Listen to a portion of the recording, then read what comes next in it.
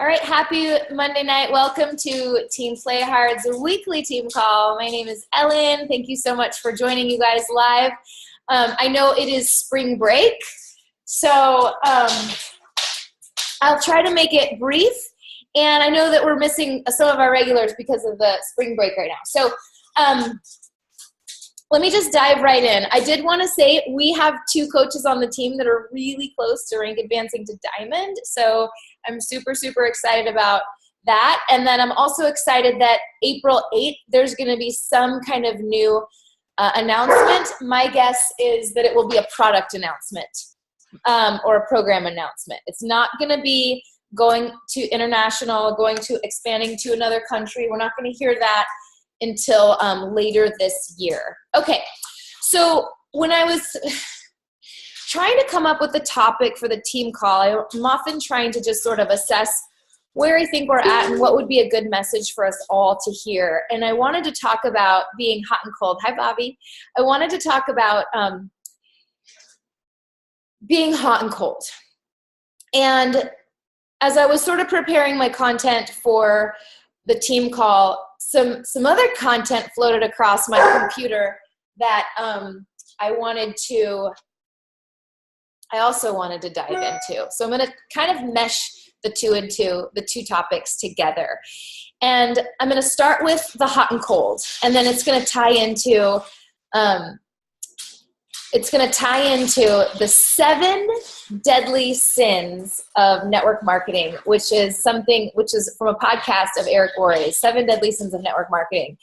So one of the pitfalls of network marketers and something that I wanted to address, it was going to be what I talked about solely tonight on the team call, was this phenomenon that happens of putting our foot on the gas and taking our foot off the gas.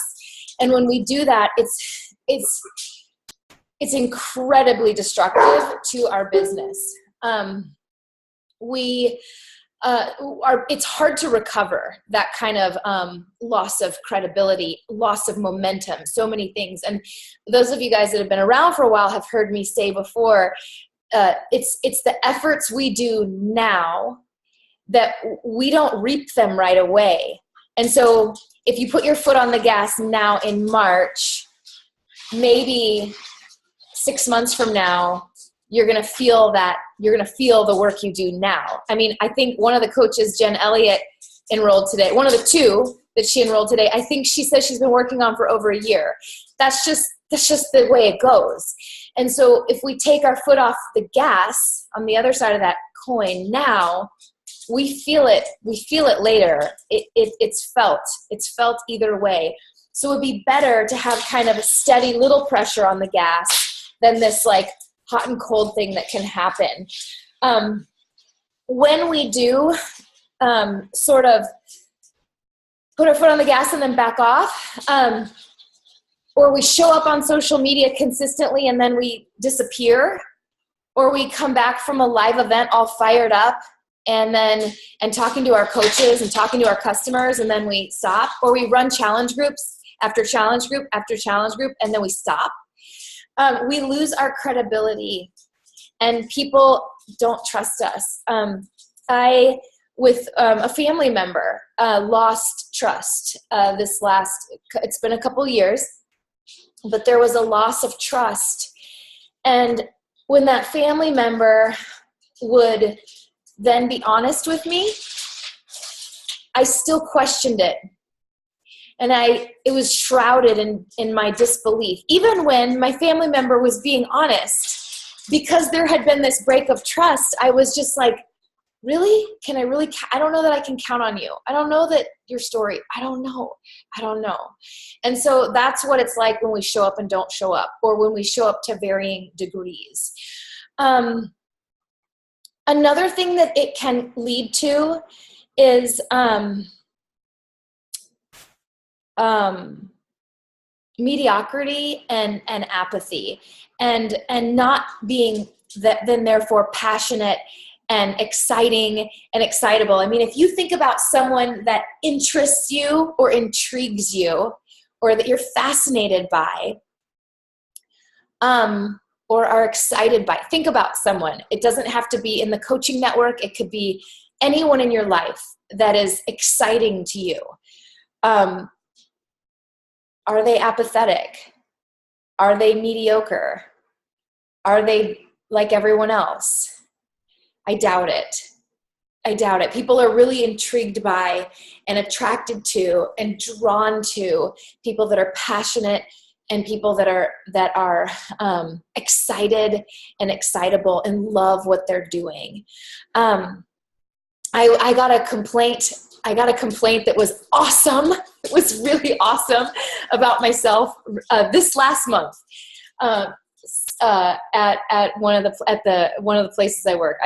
I'm trying to be careful because I record these and then I upload them. As long as none of us says something really weird, which sometimes happens, I'm like, there goes my public recording. So I'm trying to keep it. I won't tell you which gym this came from, but I had a complaint that I was too expressive in teaching.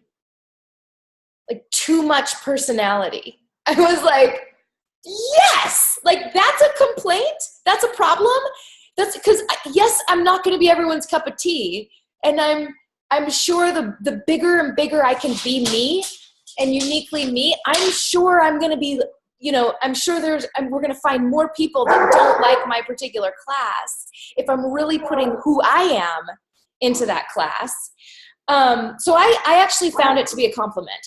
I was thinking a lot about this today, and I was just on social media, just kind of scrolling the feed, kind of waiting for you guys to hop on tonight. And I saw Julianne, who's on, I saw her post a picture and she's breastfeeding. And I'm like, I stopped, like it stopped my scroll. I was like, yes, this girl is not afraid to be her. She's not afraid to be different. She's not afraid to speak to her niche and to what she's passionate about. And yeah, maybe someone's not going to like her breastfeeding picture. Well, good, they can stop following her. But she's going to find her tribe, her people. And it's like what Kiana said to us last week. Remember she said, if you try to speak to everyone, you speak to no one. And that's what I was reminded of when I saw Julianne's breastfeeding picture. It was a beautiful picture. And I was like, she's not trying to speak to everyone. She's just being her. And she's trying to speak to moms like her. And so she is speaking to someone instead of not speaking to anyone, because she's trying to throw that wide net. When we try to throw this wide net because we think we need to appeal to everybody. If I taught my classes like I wanted everyone to like me, when I taught classes, if that was my goal, I would rein myself in and I would censor myself. And I wouldn't say this joke or this thing or maybe be loud or, oh my gosh, there's 3 dogs going crazy in the house right now. Sorry, I'm going to keep going. So, we want to keep our flame in this business fanned because we want to be intriguing and attractive and inspiring to other people. Sorry, guys. 3 huge dogs all around me. I might go kennel them. So this begs the question, what if you have been hot and cold? What then? What if you are kind of apathetic and mediocre and bland in this business, trying to please everybody, throwing these wide nets out there, not really talking to a niche, kind of, what if you're there, then what? How do you recover from that? Or how do you, if you're not there, prevent these kind of pitfalls from happening? And I wanted to say that this is a hard one for me to speak to because I haven't been there. I haven't been hot and cold. I haven't gone through a season ever where I have taken my foot off the gas, ever. I was just talking to somebody, Kristen last night. about I'm going to Punta Cana. And I was like, she's like, hey, is there anything I can do for you? On the team page, is there anything I can do? Because she's like a leader. Anything I can do to help with the team page? And I said, yeah, I'm going to be going to Punta Cana, and I won't be very active in the team page. So maybe you could like step it up, and keep stuff going in there. And she's like, well, maybe you should just take it off. Like maybe you shouldn't show up. And I'm like, no, I'm going to show up. Because a year ago I went on the cruise, and I paid for Wi-Fi, and I gave myself, and the success trips, you guys, are very like a reward. They're like relaxing. So I'm going with my husband. It's going to be like my husband a nice time, just like the last one was. But I gave myself 30 minutes every single day to check in with challengers and coaches. 30 minutes. I set a timer. I never went past it. It gave me time to check in on the team page, check in a challenge group, and then post some image on social media. I showed up every day out of the country. I've never taken my foot off the gas. I mean, maybe there's been like a Sunday where all I did is post the graphic for the National Wake Up Call the next day, because I try to take Sundays a little bit off. But I can't relate. So I don't know. I'm not in the best place to give you guys advice if you're there, other than I think what I would do if I were a hot and cold kind of a person is give myself some tasks that I knew I could commit to no matter what every single day, even if they weren't huge things. Because maybe it's the huge things that are daunting. You know how if someone wants to lose like a ton of weight, if someone's morbidly obese, and you guys have all read The Compound Effect, I hope. If someone is morbidly obese, the worst thing they can do is try to change everything. Get up and start running marathons and changing their diet, and no more sugar and no more soda and no more fast food and no more carbs and blah, blah, blah, blah, blah. And I'm going to exercise 2 hours a day. It's the worst thing they can do. The best thing they can do is give up one little change. Like, I'm not going to do soda, and then I'm going to take the stairs at work the next month. And then, the little changes. So I think if you're a hot and cold kind of a coach and you're struggling with that, I think the right thing is to find some small little incremental changes that you can commit to no matter what to stay the course.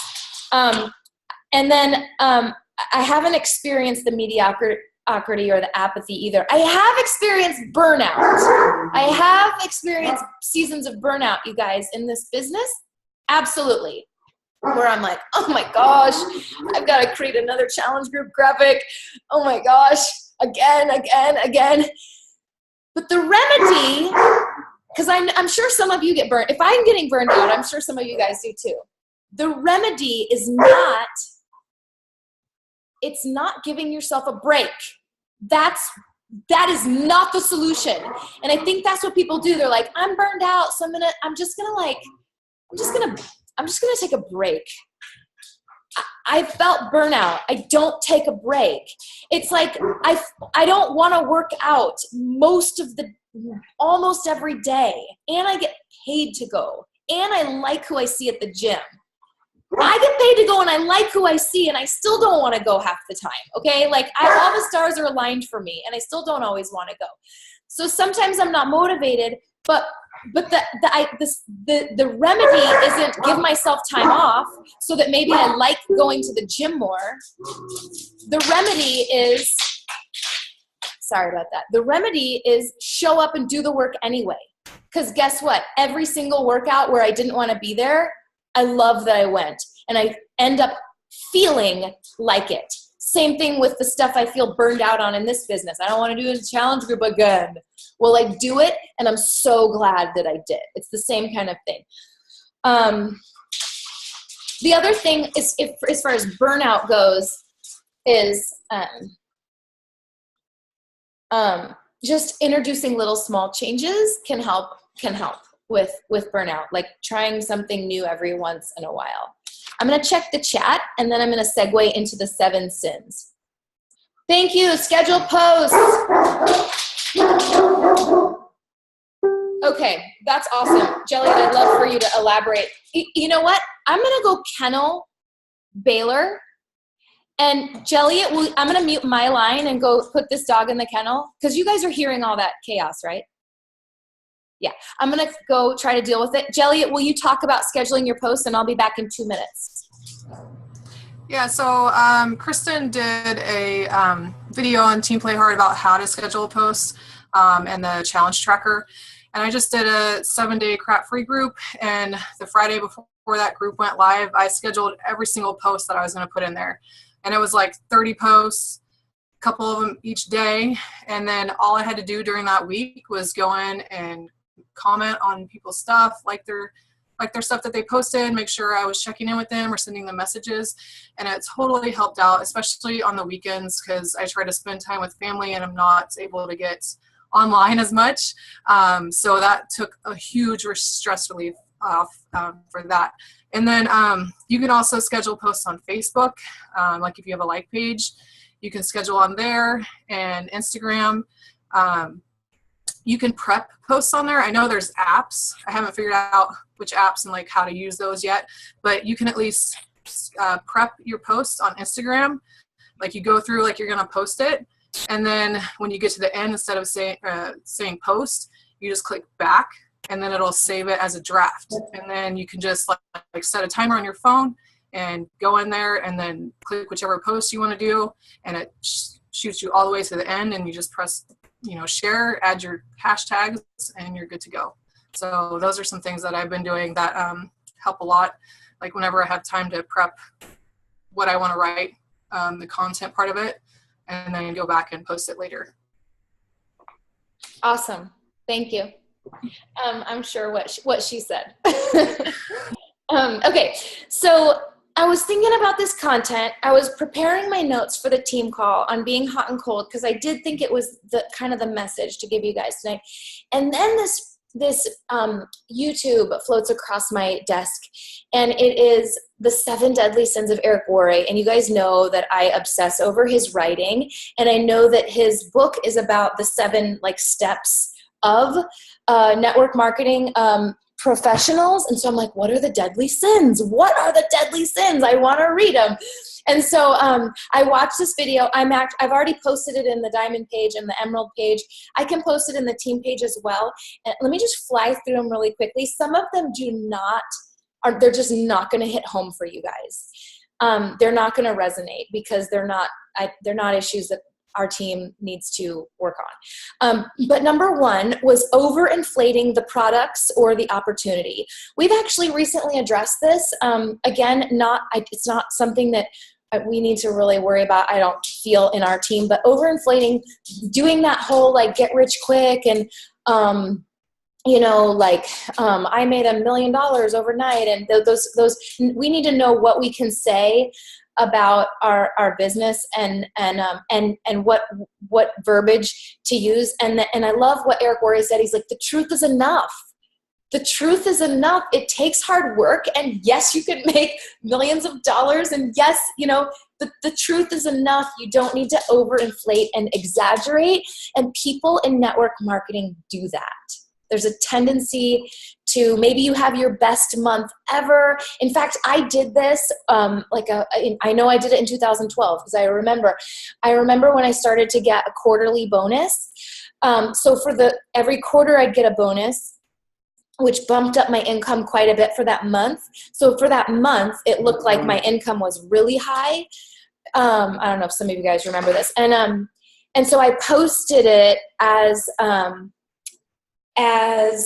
it was the truth, but it was kind of skewed because it was really my income for that month, but there was a quarterly bonus in there. So stuff like that. I didn't need to do that. The truth is enough. So maybe it would have been better to have said, this is my monthly income, including the quarterly bonus, or just to show my income was enough. It was enough. It was enough. You don't need to add to, we don't need to inflate those types of things. Those are the kind of things that can ruin an organization. All 7 of these things, most of them are not going to relate to you guys at all, can ruin an organization. Number 2, inconsistency. And that's what I was talking to us about tonight. So I won't go back to that point. It's everything that I started the call with. It's what I wanted to, it's the message I wanted to give to you guys tonight anyway. And it was number 2 in Eric Worre's 7 Deadly Sins is inconsistency. He literally said it, like going to a event and coming back all fired up and your fire dies in 2 weeks. That kind of thing has a profound impact. And again, the loss of trust and credibility, it's hard to recover from with your clients and the people watching you. Number 3, negativity. Again, just don't think that's an issue with us. Moping around, complaining about your upline, your placement, the company, gossip, all those things. Negativity was number 3. I love what he said on this point. If you're a negative person, real leaders will avoid you. So good. So good. It's so true. I consider myself a real leader. I really do. And I want to run from negativity. I can smell it a mile away now. And I don't want those people on the team. I don't want those people in the challenge group. I don't want those people in my life, period. I loved that. Real leaders will avoid you. Number 4, the idea of the week. Again, not something our team, I don't believe, needs to hear, but the idea of the week is when you as the leader of your team, or me as the leader of Team Play Hard, or whoever the leader is in the scenario, when the leader has like, let's do this week. Let's do this week. Let's do this new training this way. Let's do the new coach training this way now. Let's do it this way now. Let's do it this way now. Like always having this new idea. Let's do challenge groups this way now. Let's do challenge groups this way now. Let's always changing. And eventually people will stop listening and they'll stop following if you're always changing. Now, it is good to change, and strategies need to change and evolve. However, they should be slowly tried and tested and slowly introduced to the team. Number 5, you guys, I don't even want to tell you what this one is because you're going to be like, what? Because I was like, is this a metaphor? This must be a metaphor. He literally, number 5, I kid you not, I'm going to post it. I'm going to post the thing just so you believe me. Number 5 is don't sleep around. I was like, he's going to, and then he'll like say the point, and then he elaborated. And I was like waiting for him when he elaborated to say that it was a metaphor. Like when he said don't sleep around, I thought he meant like don't get in bed with another company. No, he literally meant don't sleep around. He literally meant don't have sex with people on your team. He literally said, he's like, you can do whatever you want outside of your organization, but if you start crossing those lines within your organization, it'll ruin your organization. I was like, I forgot that part of the book. Like, totally forgot that. Read, it's not in the book. No, this is a podcast.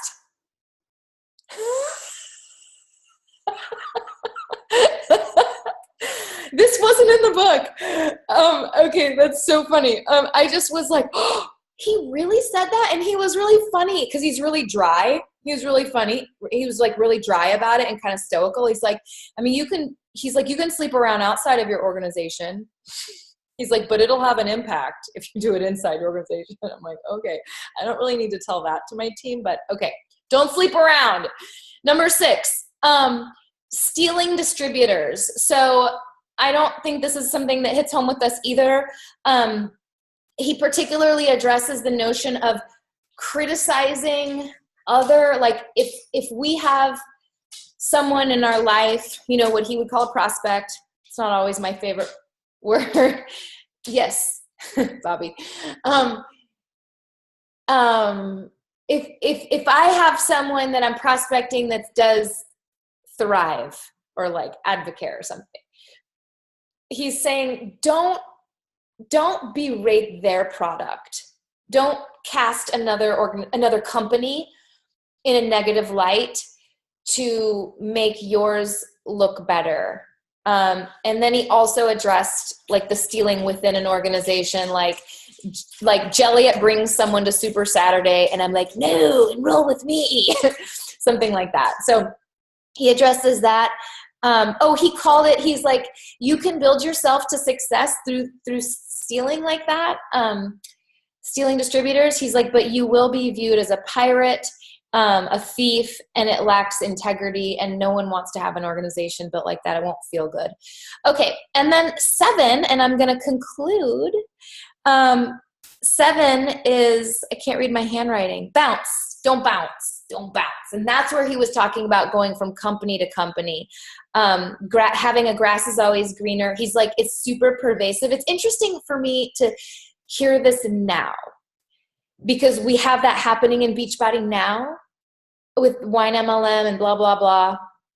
And it's just interesting. I'm glad I heard this today, because if I would have heard this 6 months ago or a year ago, it would have been like, what? That's not relevant. But he's like, it always happens with every company.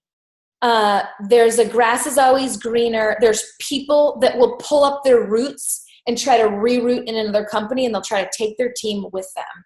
And he's like, and then they'll do it again. And then they'll do it again. And less people will follow them, and they will never have success. He said they're stealing from their own future. When you quit a company to join another company, network marketing, you're stealing from your future. You're stealing from your reputation. He said every single company will have problems. I was glad to hear that, because we've been talking about headwinds we've been having at Beachbody with the whole DVDs and the whole infomercials. Nobody watches infomercials anymore because nobody's on TV anymore. That whole thing that we've all talked about. I'm glad I've addressed those things with you guys, because it makes this point so much more relevant to us. He was like, every company will experience seasons that are rougher, and he's like, decide on a company that you like their products and stick with them no matter what, and weather the hard times with them. Do not uproot your roots and try to replant them somewhere else, because if and when you do, that company will also have struggles too. And then you'll want to do the same and do the same and do the same. So I'm just going to recap in a couple ways. One, the opposite of the 7 deadly sins is how to have success. So they were, again, number 1, don't overinflate the product or the opportunity. So just think about what's the don't overinflate it. What's the opposite of that? Number 2, inconsistency is the second deadly sin of network marketing, being inconsistent. So what's the opposite of that? Number 3 is negativity, complaining, wah, wah, wah, being the victim, whatever. What's the opposite of that? Number 4, having an idea of the week. Oh, let's try this. Let's try this. Let's do this. Let's do this. Let's do this. And then number 5, no sleeping around. So what's the opposite of that? Keep it in your pants. Just kidding.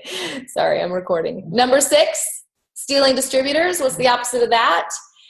And number 7 was bouncing. So what's the opposite of that?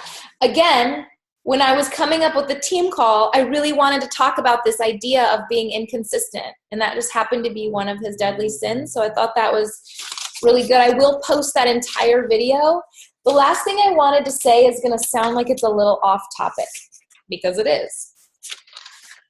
I did this like major binge today on YouTube because I was watching some Gary Vee, and he interviewed this guy. If you haven't heard of him, I want you to write his name down. And I know for a fact the guys on our team are going to love him.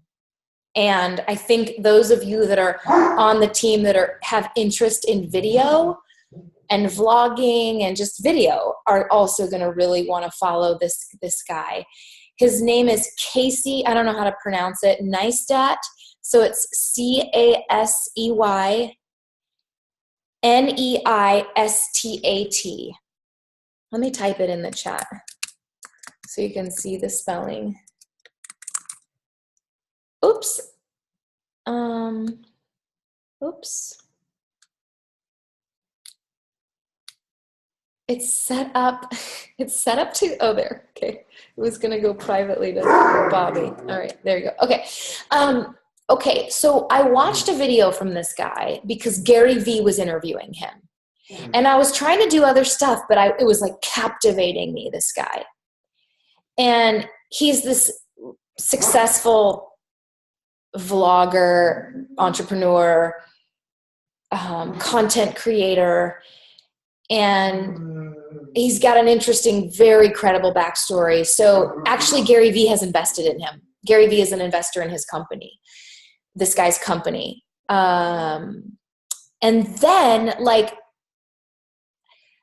I clicked on a video that was called Video Influencers was the channel on YouTube. Video Influencers was the actual channel name. And they were interviewing him. And that video was outstanding. And I was like writing stuff down. And then the next one that came up was Lewis Howes was interviewing him on the School of Greatness. I was like, holy crap, who is this guy? Like everybody's interviewing him. And they're all saying like how he's this crazy genius. He made the most viewed Nike commercial ever. But he's very Gary Vee style, but he's different. He's not like a Gary Vee knockoff. He's like Gary Vee fresh. And I just you could tell like just from listening to him a little bit that he had some really cool personal integrity. Some of the things he said about his family really appealed to me. His son, his wife. Okay, but he said stuff like, if you're doing what everyone is doing, you're doing it wrong.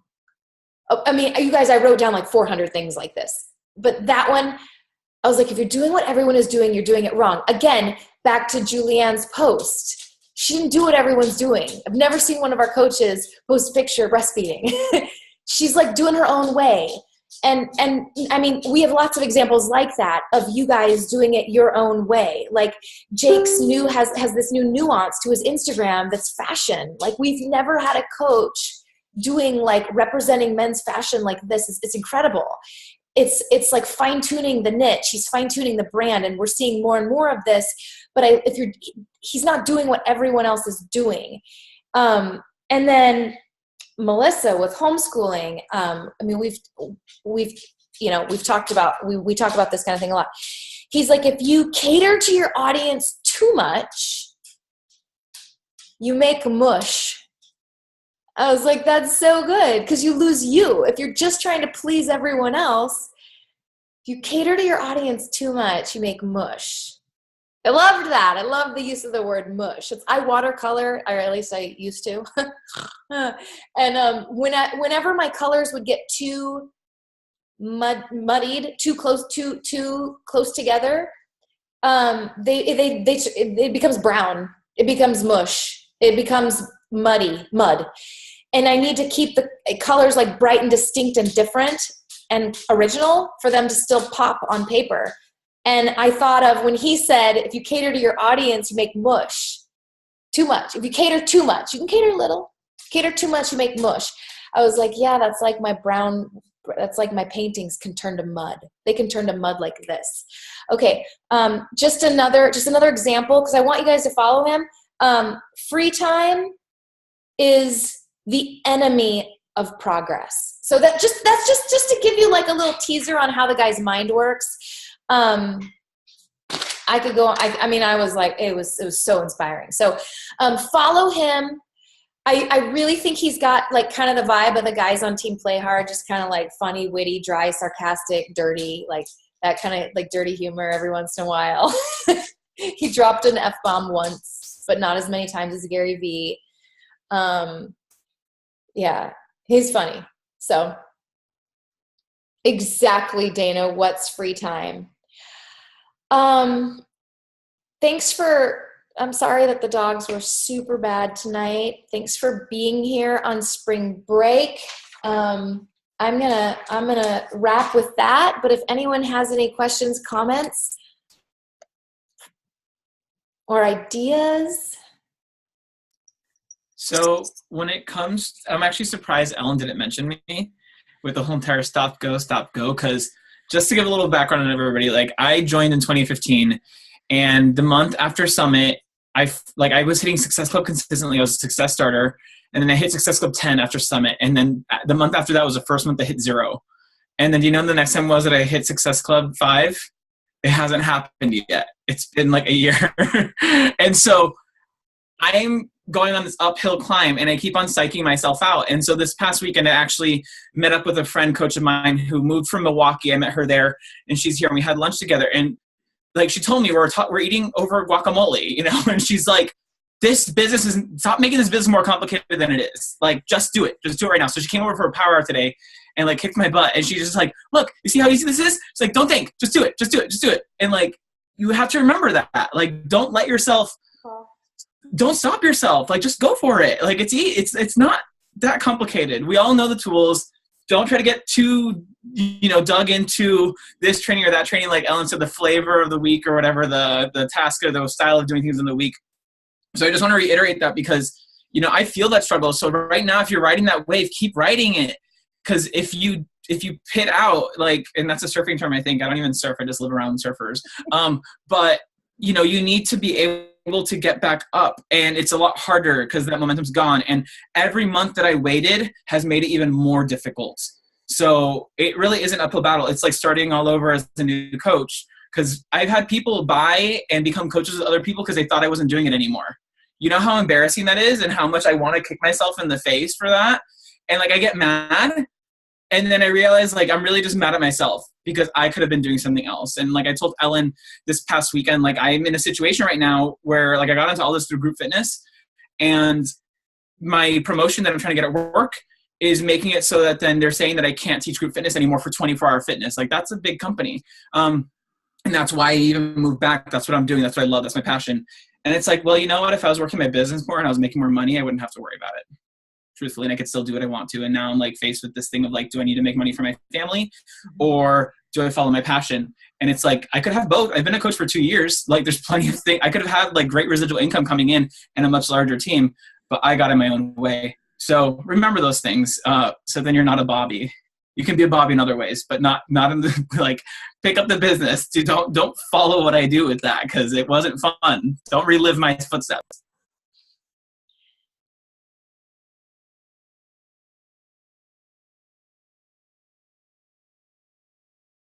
You're not alone. You're not the only one that's hot and cold. And Felder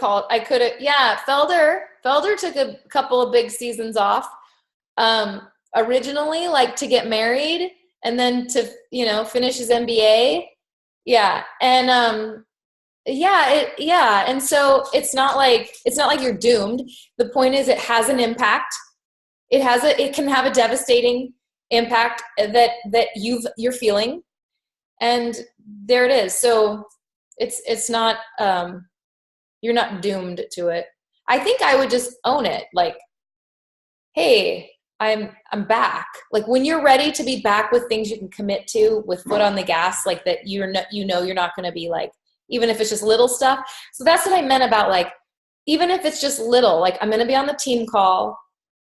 Oh, I know what I was going to say earlier. I was going to say what's so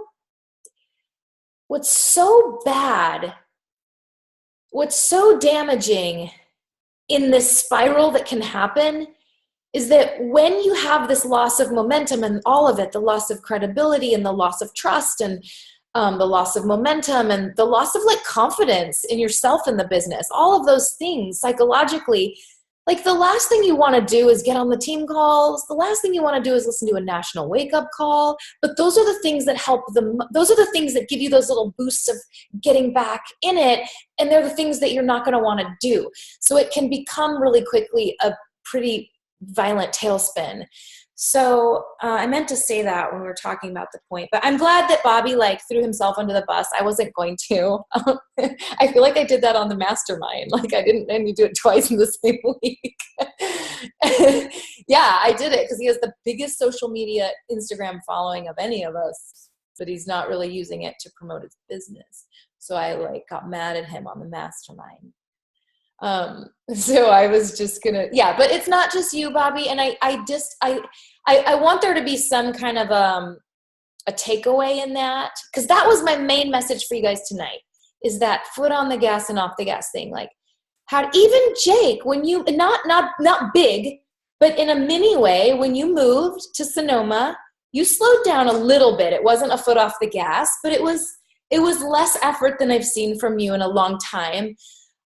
So I guess the question is, and maybe I don't have the answer for it, how do you re-engage and do it to rebuild credibility? I mean, what are you guys, let's banter a little bit before we close. Any thoughts?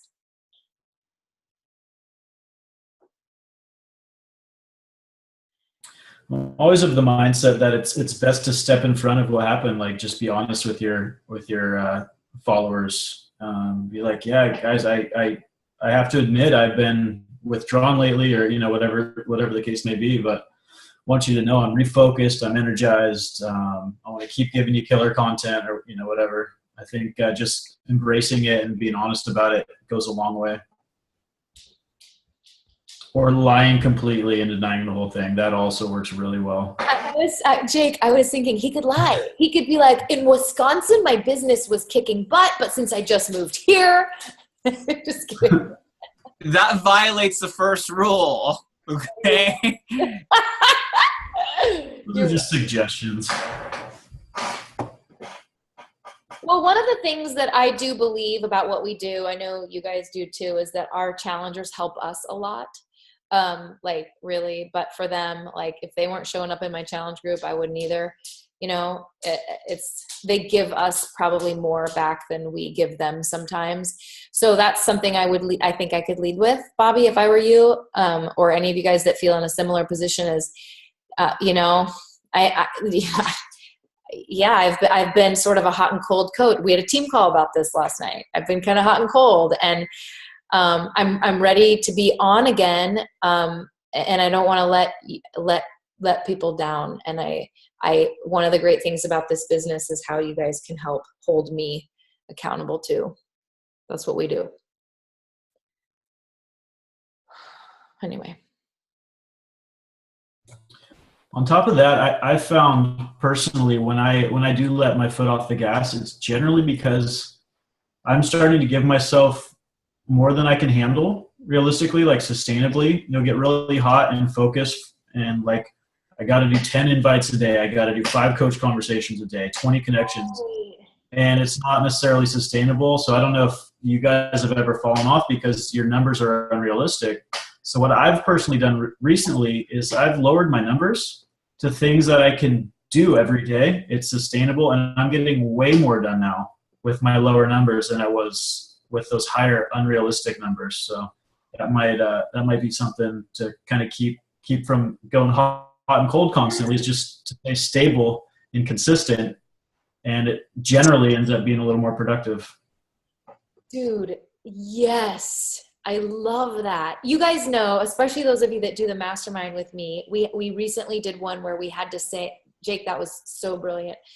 We had to say, like, what vital behavior we're best at and why, and what vital behavior we're weakest at and why. And mine is doing the freaking home workouts, because I teach, a couple classes a day, and all but cycle. So 3 of them are Beachbody programs. So it's easy for me to justify, like, I'm doing Beachbody programs every day, really hard in the gym.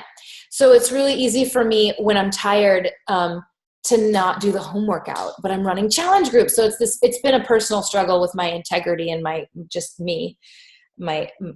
anyway, so Jake, I decided, like, I don't know, whenever I did that team call, like maybe 8 months ago or so after leadership, and I was like, I told the team, like, we need to step up our fitness. I need to step up my at-home fitness.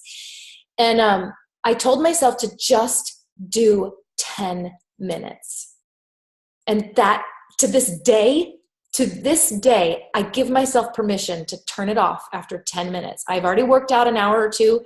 Just do 10 minutes. That way I'm turning it on. I'm in bod. I can see what the challengers are doing. But guess what? After like the 10 minutes, I can keep going or I can modify. or I can just do a little tiny bit modified for the rest of the workout. So that whole, like what you just said, lowering, for me, it's the home workouts. For Bobby, it might be vital behaviors or invites. I love that. Just lower the bar, make it realistic.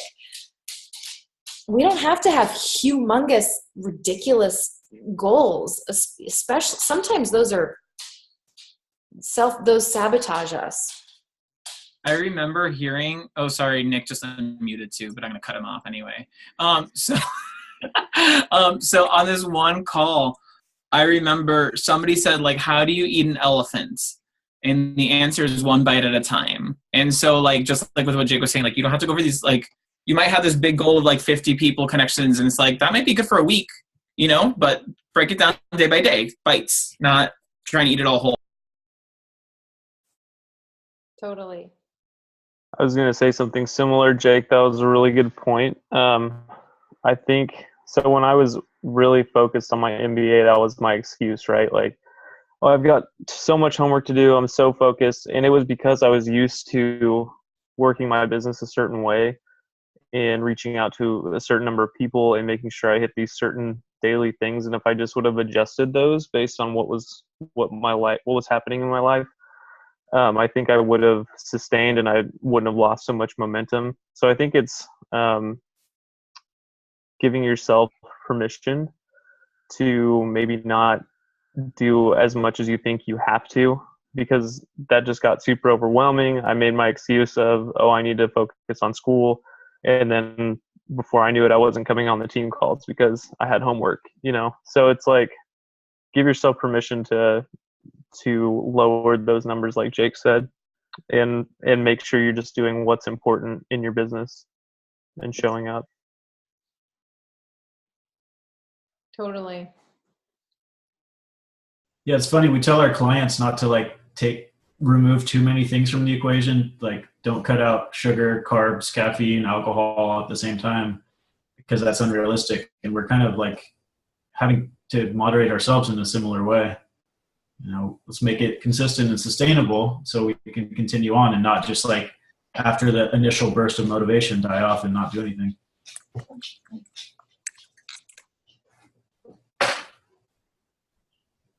There was some good chat with Kim and Dana. Yeah. Yeah, and the vital behaviors, just those are not that overwhelming. Like if we did nothing else but pushed play, did our shake, or listened to a YouTube or podcast, like those are not that overwhelming for us to be consistent on. I mean, even if we're better at some than the others, and as long, and you know, if we can be consistently, oh, you know what I heard, and then I know we should wrap because I don't want to go too long. I don't remember where I heard this, but it helped me a lot because we were always hearing to post 3 to 5 times a day on social. And I remember that for me, that felt like it was too much on my Facebook. I did, when I read the 10X rule about a year ago, I did decide to up it. But for like 3 years or so now I do, because of the 10X rule, I did end up upping it. But there was a huge season, like a few years, where I promise you guys, if I was posting 3 to 5 times a day on my Facebook, it would have been too much for the people that are in my Facebook network. Like they don't post that much. It would have been like all they saw on their feed was me. And so I remember someone saying something that gave me permission to just pick a lower number. And so for me, it became at least one post a day that's really good. Just one, at least one a day. And I was like, I could be consistent with that. So I do think it's important when we talk about foot on the gas, foot off the gas, that one of those things that we're consistently doing is being present on social. Because that's the external side that our customer base sees. So, all right, guys, I'll stop the recording.